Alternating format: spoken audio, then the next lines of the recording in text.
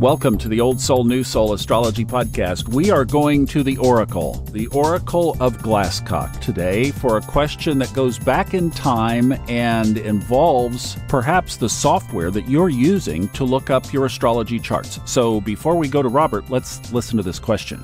Hi, Thomas. I have a question about birth charts for people who were born before 1970. Because daylight savings was not observed in some states and didn't become official, legal, nationwide, I think, until later on, what would you do if you had someone that was born, let's say, 1966 in a state like Utah where they weren't observing daylight savings times? I'm not sure that the programs that we run the charts on understand that daylight savings time wasn't observed, and are there adjustments that need to be made? Does this make sense? Okay, thanks. All right, Robert, we've got a good one here. So what she's talking about is that in 1966, the Uniform Time Act was passed into public law on April 12th, 1966, by President Lyndon Johnson, and that created the daylight savings time marker that she's referring to. So I know that birth time accuracy in the chart is so important that you rectify it down to the nub, and this is a very valid and important question. So, for those of us, you included, who precede 1966, how do we think about this? Excellent question. It is an excellent question. It takes me back, Thomas, to when I first started out in 1965. In those days, of course, before the computer programs, we had to carry a briefcase, basically, with all of the books that you had to have at hand to do the calculations to set up a horoscope. There was time changes in the United States, a big, thick, hardcover book about the size of an encyclopedia book. I think it cost $22.50 back in the day. You had to have that. You had to have time changes in the world, which listed every city in the United States or in the world that did or did not have time changes. Sometimes you couldn't find the city. It was so small.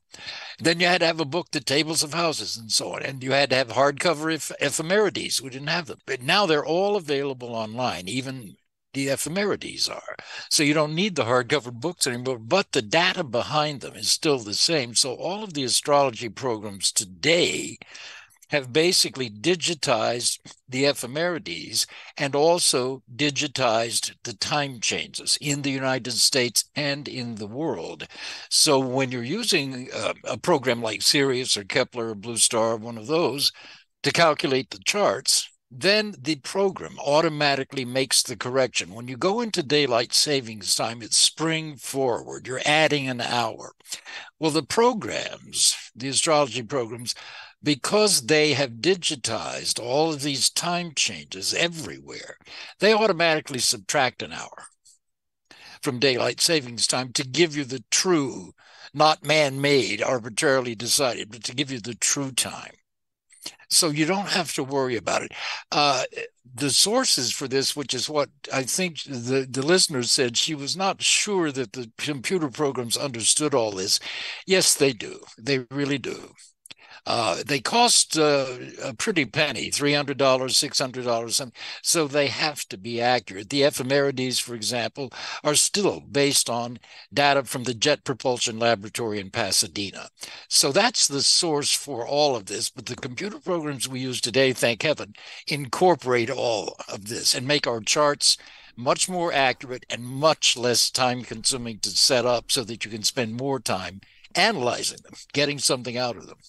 You know, my name is Thomas, right? And there's a biblical metaphor of one of the disciples of Jesus was named Thomas, and he was given the name Doubting Thomas. So I have to see it. I'm like, I want to see it in my own eyes. So before we rolled on this, we cast a chart for the March 12th, 2023 change of daylight savings time. So we put it at 2 a.m. And when I tried to type 2 a.m. into the chart, it auto-replaced it to 3 a.m. So it did the calculation. I still wanted to see it, so we backed it up 1 second, and it was 12:59:59, and we advanced it 1 second, and it went to 3 a.m. local time, And the midheaven didn't change, the ascendant didn't change, none of the structure of the chart changed. That 1 second was factored in, just as you were saying. Now, let me just give this listener the benefit of this doubt that she probably is saying that, let's say that her birth certificate says that Utah, where she specifically is asking this question, was not in daylight savings time, but the chart is trying to say that it was.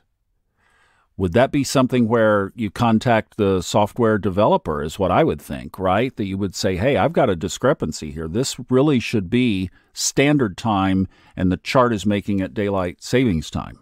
I don't think so, because first of all, if she's got a birth certificate, it has the time on it. Generally, the birth certificate will not say daylight or savings. It just says PM or AM.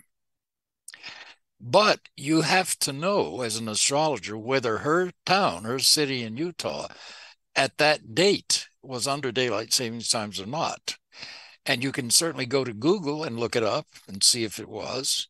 Because if it doesn't have a time on the birth certificate, then some nurse or doctor or whoever looked at the clock on the wall and noted down the time. And that time would have been, the clock on the wall would have been set to the time that the locality was, whether it's daylight savings or not. Whether she noted it on the birth certificate or not, the best you can do then is to go by the time changes in the United States or the time changes configuration in your software to have kept up with that. I mentioned Pennsylvania because it's just notorious, always has been. County by county, there can be differences. Some do use daylight savings, some don't. It's just a notoriously confused state. It was back when I was having to use a hard copy book to look this stuff up. Pennsylvania just took forever because every little hamlet had a different configuration. So, and sometimes the computers don't know, and they will, mine anyway, pops up a little window that says the daylight savings time is in dispute in this county. Check with local records. And that's the best you can do if you're really in doubt like that. Contact the hospital, I think, is always the best policy if you cannot find it for sure anywhere else. Or the Department of County Records will also have it. Well, you know, you've had an advantage that I didn't have, and that is I've never constructed a hand chart. So I didn't have to factor in all of that stuff. And I've got to say, I don't know that if I would be an astrologer if I did. Kudos to you for having done that.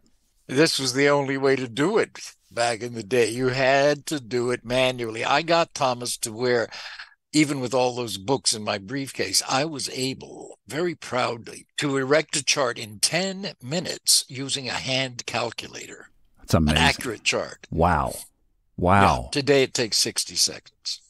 Yeah, not even that, right? I mean, how fast can you type, literally?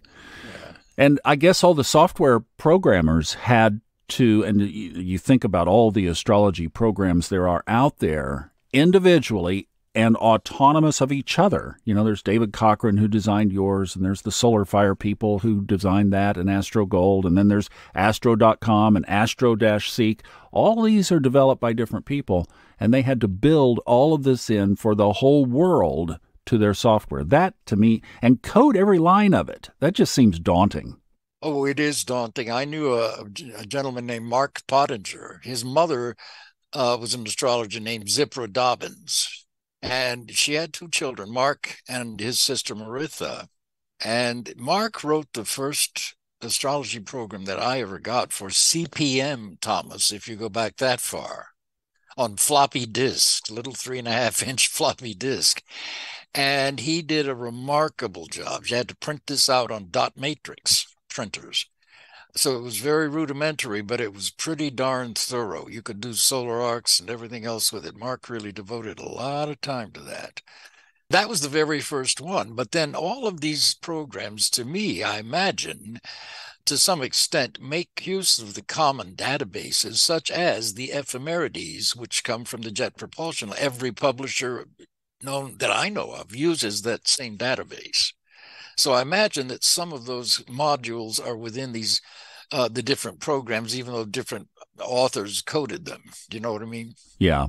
And to answer our listener's question again, I hope that she got this, but basically the software compensates. If you have a question about the software, you could always contact the vendor. And then if you have a question about was the birth time compensated for or not, then that would be a hospital records thing. And then you just put those together. But we do trust the software, especially the big ones like you're talking about. The Kepler, Sirius 3.0, Janus 5.0 is another excellent software.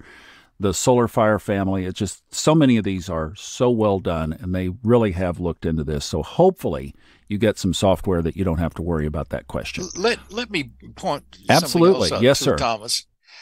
Since computers first began to do astrology programs, the astrological community is not that big, but it's big enough. And believe me, no serious astrologers would have let this get by for the last, how many years? 30 years? Well, we're That's going when I back to got mine first. 1966. I mean, we're talking, 60, almost 60 years. So when I don't remember computer programs for astrology in 66. Maybe there were. Right. The one that you talked about, probably, what was the date on that? The 70s? Let me think a minute. That was more like in the early 70s, I want to think. Yeah. So we're going back 50 years at least. Yeah. That this has been under scrutiny is your point. Yeah, that's what I mean, because you know how we are. We're all Uranian somewhere. We're not going to put up with this. In fact, I noticed an error. It's a wonderful program, and Clifford Ribaudo knows I think it is. He created Ephemeris. Yes. And I got a copy of it. And of course, the first chart I tried was my own because I wanted to see if this thing were correct. And it's an amazing, amazing program for the iPhone. It's just an astonishing piece of work. And I noticed that it advanced everything by solar arcs correctly, except for my midheaven. And I wrote him about it, emailed him, and he emailed me back, oh, well, you're wrong, and da-da-da-da-da-da. And I wrote him back and said, no, I've been an astrologer for how many ever years at that point. So I'm not wrong. It's just this one point should be all of the points. The ascendant, the midheaven, the planets should all be advanced in solar arcs by the same solar arc. And this point, the midheaven, isn't. And I was right. He's a very gracious guy, and he corrected it. So that's what I mean by the astrological community would not have let this pass all these years if it was an error. So I think you can trust. Now, again, the thing I like about these programs is when there is a doubt, like with Pennsylvania, maybe with Utah, when there is a doubt, it tends to flash up a warning window. This is in doubt. There's some conflict about whether it was in effect in this time or not. So check with the local authorities. Yeah. And those are rare instances, but if you get one of those windows, that's probably the only way that you're going to know for sure. If you can't find it on Google, sometimes you got a small town in Utah, for example, it may not have much of a county records. So go on to Google, see what you can find there. But generally, I trust these programs for those reasons. Yeah, and actually, I'm kind of a software junkie, so I have seen that across platforms. I've seen multiple platforms do what you're talking about, flash up that box. I think it's helpful because there are those areas that are questionable still. Well, thank you for this. That was kind of wandering off into some interesting territory, wasn't it? That was good. Well, it's a great question because everybody uses these programs, and you need to know whether you feel they're reliable or not. Well, and the perspective that you have that I do appreciate is that you did these by hand, so you know what had to go into these things, and that brings back a lot, I'm sure, from the past. So good deal. Thank you for your answer, and thank you for that great question.